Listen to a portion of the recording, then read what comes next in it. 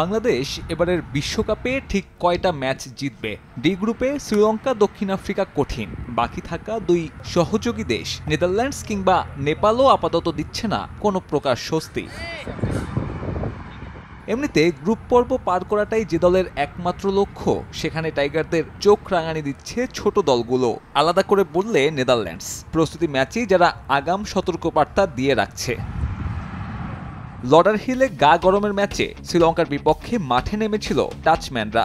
Underdog তকমা সঙ্গে নিয়েই পিওর টি-20 ক্রিকেট উপহার দেয় এই দলটা। লঙ্কানদের বিপক্ষে আগে ব্যাট করে 5 উইকেট হারিয়ে জমা করে 161।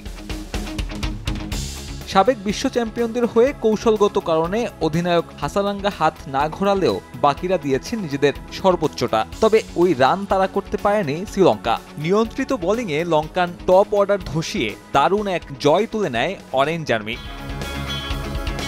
শ্রীলঙ্কার হোঁচটেও অবশ্য স্বস্তিতে থাকার সুযোগ নেই টাইগার সমর্থকদের। একই গ্রুপে নেদারল্যান্ডস থাকায় বাড়তি দুশ্চিন্তা যোগ হচ্ছে টাইগার শিবিরে।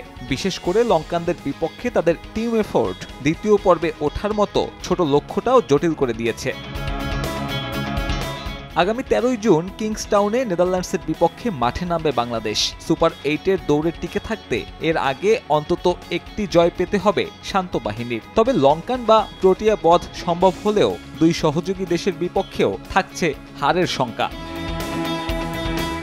সবশেষ ওয়ানডে বিশ্বকাপে ডাচ বাধায় ভাঙন ধরেছিল টাইগার শিবিরে। সে ক্ষত এখনো দগদগে। 20 ওভারের ফরম্যাটে আরও নড়বড়ে বাংলাদেশ ডাচ পরীক্ষায় পাশ করতে পারবে কিনা সেটাও এখন বড় প্রশ্ন। অবশ্য পাশ না করলেও তো খুব একটা চিন্তার কিছু নেই, কারণ ওই যে টি-20তে তো বড় দল কিংবা ছোট দল বলে কিছু নেই। সাব্বির মিথুন, সময় সংবাদ।